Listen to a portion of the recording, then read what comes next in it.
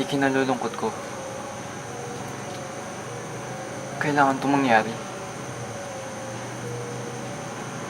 Tawarin mo ko, ngunit wala na tayong magagawa.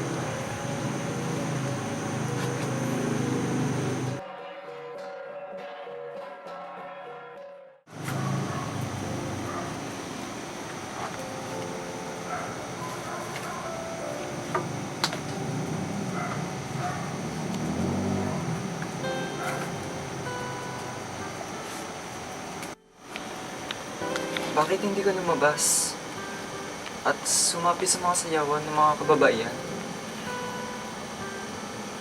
Dapat kang sumali sa kanila. Na parang walang nangyari. Kung di mo talaga ako nasusuklaman sa hiwalayang ito, lumabas ka at sumayaw. Hindi natin alam sa lalaking yun. Baka mas pala rin ka kaysa sa akin.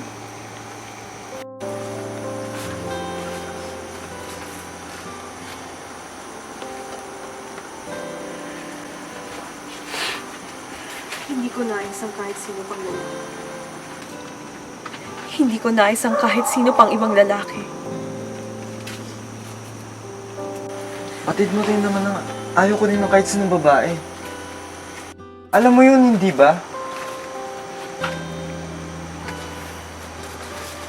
Lumnay, alam mo yun, hindi ba?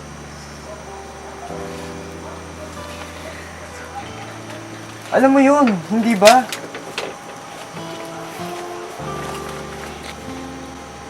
Oo, batid ko yun. Wala akong pagkakamali. Hindi mo ako masisisi. Naging mabuti akong asawa sa iyo.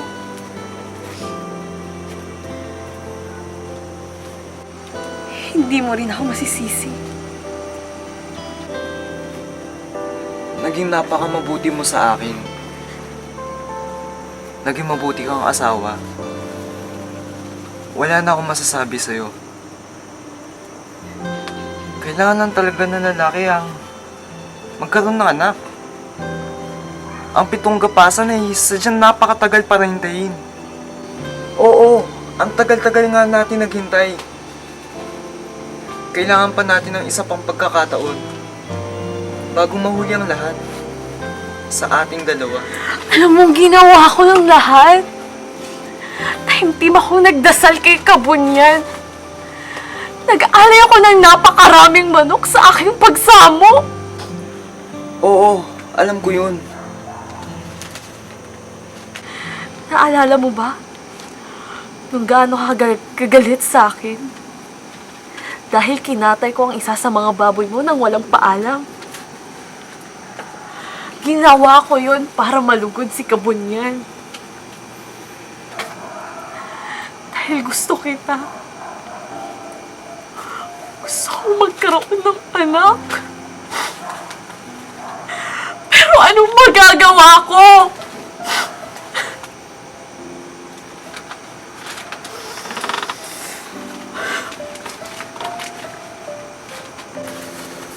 Hindi nakita ni Kabunyan ang pagkakangkop nating dalawa upang magkaroon ng anak.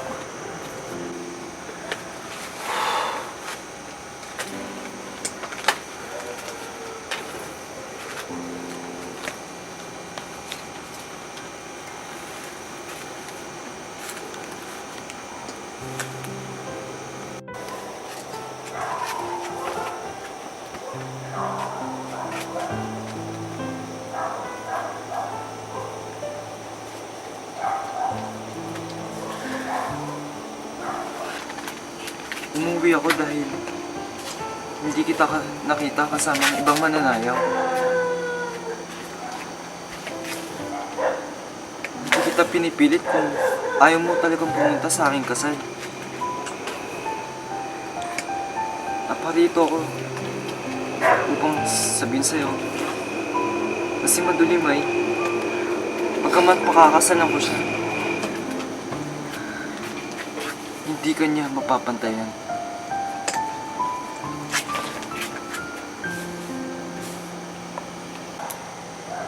siya kasing lakas mo sa pagtanim ng patani. Hindi rin siya sing bilis mo sa paglinis ng tapayan. At hindi rin sing galing mo sa paglinis ng bahay.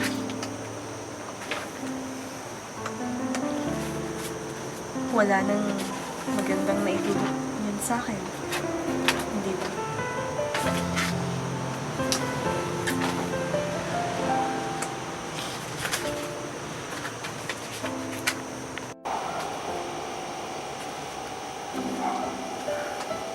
Sa'yo na tong bahay. Ginawa ko to para sa'yo. Ituring mo itong sa'yo. Tumira ka hanggat gusto mo. Gagawa na lang ako ng panibagong bahay para kay Mandulimay. Hindi ko kailangan ng bahay. Natatanda na ang mga magulang ko. Kailangan na nila ng kasama sa pagtanim ng patani at pagdikdik ng palay. Sa iyo na ang batawan na pinungkal ko mula sa mga bundok. Noong unang taon ng ating pag-isang dibdib. Kinuha ko yun para sa'yo.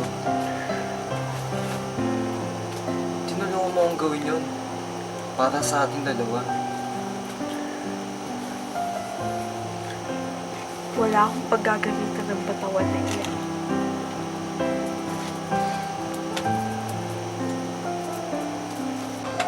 Bumalik ka na sa sayawan. Hindi tama na nandirito ka pa rin. Magtataka sila kung asaan ka.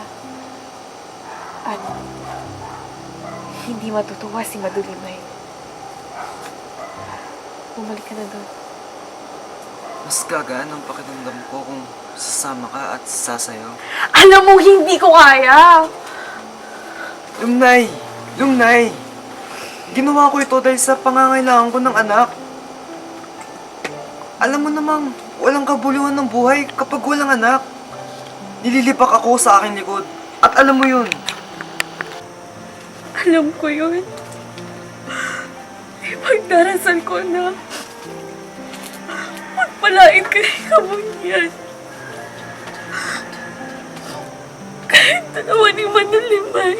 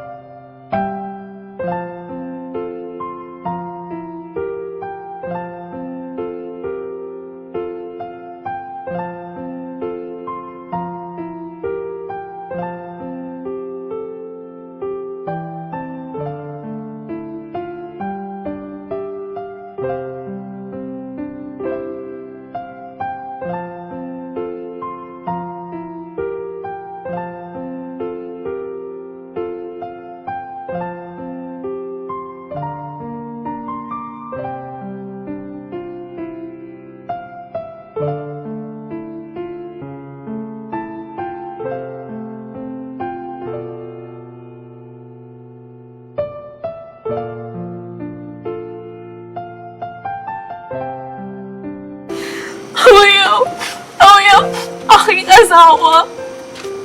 Ginawa ko lahat para magkaroon ng anak. Tingnan mo ko! Tingnan mo ang katawan ko! Yun naman puno-puno ng pag-asa. Na kayo makapagtrabaho sa batawan. Umakyat ng bundok at makapagsayaw. Na hanggang ngayon ay buo pa rin! Pero ayaw! Hindi ako nabihayaan ni Kabunyan na supling. Malupit si Kabunyan, ayaw. Wala akong kwenta. Dapat na akong mamatay.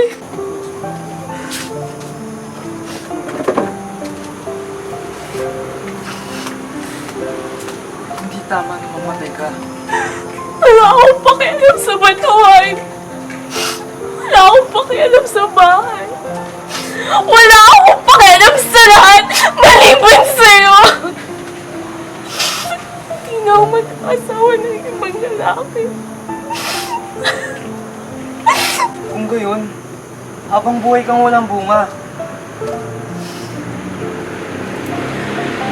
Punta ako sa dagat. At doon, mamamatay ako.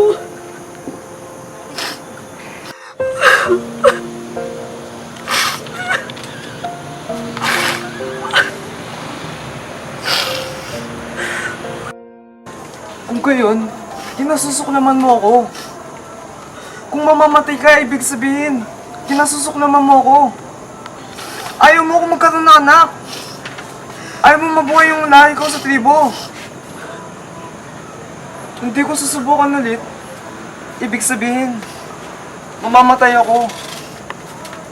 Walang magbubungkal ng mga batawan na galing pa sa mga bundok. Walang susunod sa yapak ko. Umabigo ka. Umabigo ka man sa pangalawang pagkakataon. Hindi. Hindi. Ayoko mabigo ka. Kung mabigo ako, kung mabigo man ako, sabay tayong mamatay. Tayong dalawa, mawawala sa buhay ng ating tribo.